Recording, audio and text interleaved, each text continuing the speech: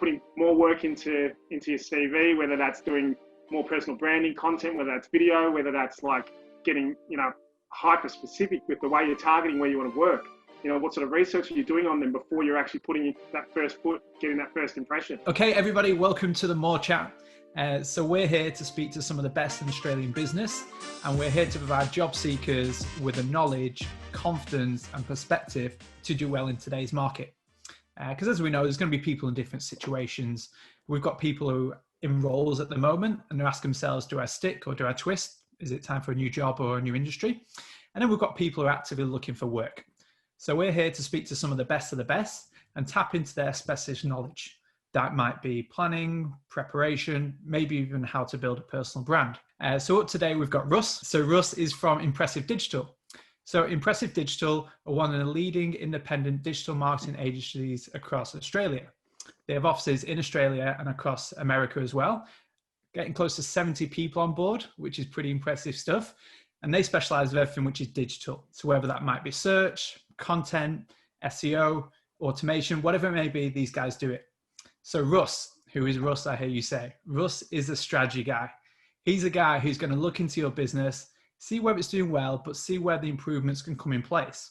And he'll help you guide you towards them improvements, which is going to lead to more brand awareness, going to lead to more leads, and ultimately more sales as well. So before all this thing of Corona, you'd find Russ on many a stage across Australia, speaking on his specialist subjects, which is digital marketing. But now you go on LinkedIn and you turn around any corner and you'll see his face there, because he's on podcasts, he's on webinars, trying to give as much value as possible. And he's been recognized for this. He's now been in the top 10 digital marketers to follow, named by LinkedIn themselves. So I'm super happy about this one. I'm going to be as much a student as I ever can be. Everybody, let's welcome Russ to the call. Thanks so much for having me. Good to be here. No problem at all. No problem at all. So we like to start off finding a bit more about our guests. So we like to go into past, present and future, and we'll do it through headlines. So the past headline is wayward student stumbles through uni, hospitality, events before landing dream job in advertising. Yeah, cool. Yeah, so that sounds about right. I was a pretty clever kid, but didn't study hard enough. Got kicked out of my first go at uni for, actually, quite frankly, for rocking up to exams barefoot and drunk. So I wasn't exactly a model student back in the day. And when I eventually came back, put my head down a bit and studied a bit harder. But by that point, I was working in pubs and I was DJing and running events and doing all sorts of fun things, working a little bit as well. And then eventually went back and did my master's, did my MBA at Deakin and got into advertising, which is what I'd always wanted to do. I took a bit of a scenic route there through most of Melbourne's and Australia's best nightclubs and festivals. Yeah. You're a busy guy. You're a busy guy. Yeah. Squeezed a lot in, and just for the last few years, just been sort of building the career and building the family. Good stuff. And the present headline there is Sober Dads builds impressive, he did there, impressive career off the back of hard work and a thirsty brain. Yeah. So I guess that headline just speaks to the fact that a lot of it, I feel like I'm trying to catch up. I had a lot of fun times in my 20s and early 30s, and just my brain is really, really thirsty for more knowledge. I'm always trying to find much more clever people in myself to pick their brain. I'm reading books kind of obsessively, podcasts. I'm subscribed to every manner of anything digital marketing, search, social, but then I'm also a massive sales nerd. So anything like from the psychology of sales through to process and technology in that space as well. I'm just constantly trying to wrap my head around. And then, with where we're heading in the future, which I think the headline you're about to get to, I've run some businesses myself in the past, and I'm about to take a much bigger step into that space soon. So just anything business knowledge wise and growing businesses is something that I'm kind of feeding my brain with. If we're looking at it then, 2020 is a crazy year. I don't think they could write any more articles about it. It is what it is. Yeah. And so one of the industries obviously that you're in is the digital space. Yeah. So if we've got job seekers who are now looking to maneuver in the digital space, how do you think the market has changed for these guys now, and how could they best prepare for it? Well, to be completely frank, because of the fact that so many businesses did it tough at the start of COVID and, still doing it tough now, there's a lot of good talent on the market. So the competition for roles, like as someone sitting on the other side of the table looking for talent right now, you know, we can probably be a bit pickier. You can probably narrow the scope on exactly what you want. So if you're a candidate out there and you're looking for a job now as opposed to 6 months ago, I really feel like you're going to need to put a much sharper foot forward than you had to even 6 months ago. So, you know, whether that be, you know, putting more work into your CV, whether that's doing more personal branding content, whether that's video, whether that's like getting, you know, hyper specific with the way you're targeting where you want to work. You know, what sort of research are you doing on them before you're actually putting that first foot, getting that first impression? Yeah, I definitely think you probably need to prep a fair bit more and shine a light on what you do really well, and then personalize that for where you're trying to get your foot in the door. Yeah, so not being naive, knowing that the industry will be more crowded now, and just getting yourself prepared for that so it doesn't take you by surprise. 100%. Yeah, it's not a time where you can just, you know, have your generic CV on Seek or whatever platform, and you just go apply, and play the numbers game. The numbers game is probably not going to work for you now. You want to get much more strategic about it. Yeah, cool. And then, so one of your pieces that you do is called the BS Radar. Yeah. I'm not going to explain what BS means. My grandma might be listening to this, but I'm sure everybody can figure that one out. Yeah. And it, like, audience, if you've not seen it, you need to jump on LinkedIn and see it. And Russ almost gets behind enemy lines, and he's speaking to the hiring managers and the recruiters and the people who will be involved on the other side of the recruitment process.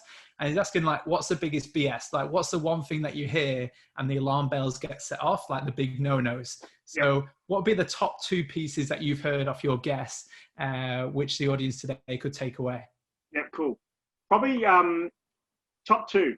One of them is people use too many buzzwords.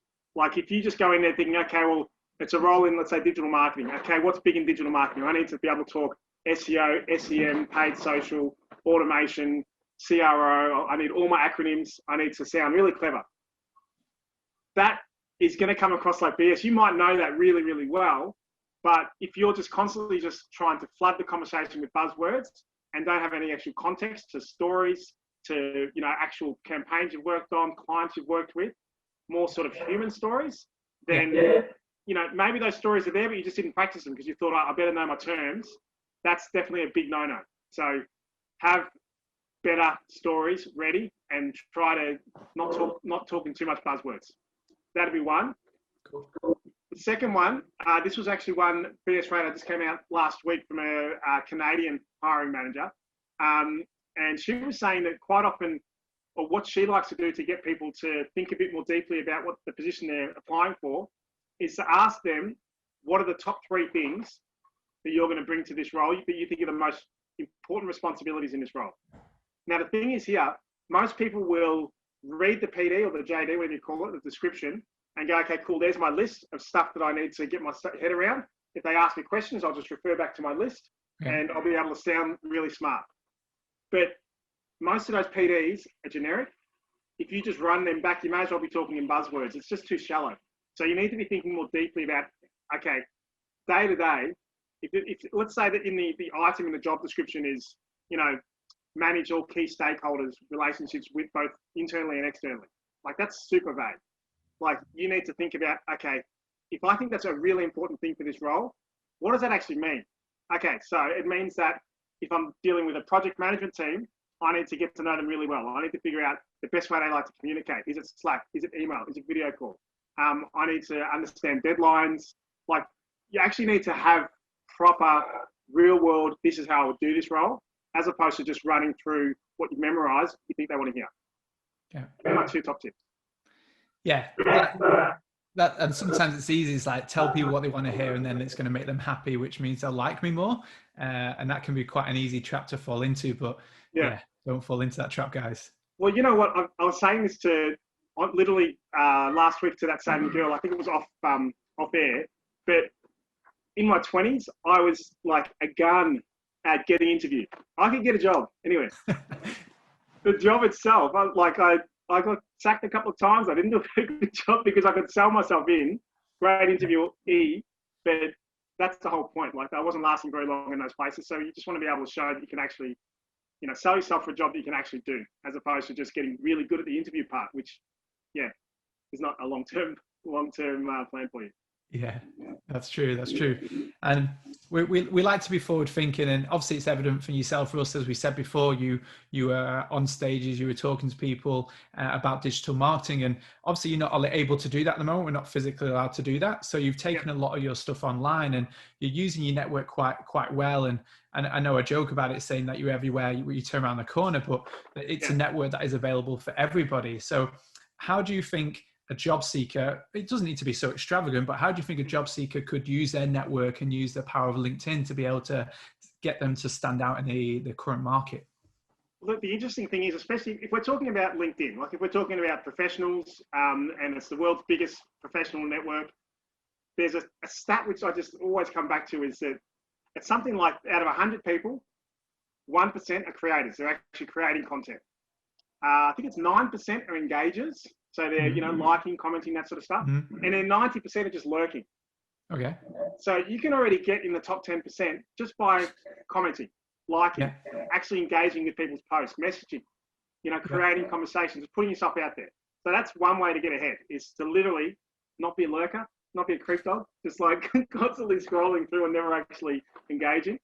And then if you want to be in that top 1%, just start creating some content, whether it's text posts, whether it's videos, like whatever you're most comfortable with. I know lots of people will say it has to be video, but not everyone's comfortable looking straight down the barrel of a camera, So just do what's comfortable, do what feels authentic, and start sharing stuff that and, putting it out there. And the bonus is if you start as one of those 10% that is actually engaging and liking and commenting on people's posts, when you start creating posts, you've kind of got an audience of people there that are going to be quite loyal and engage back.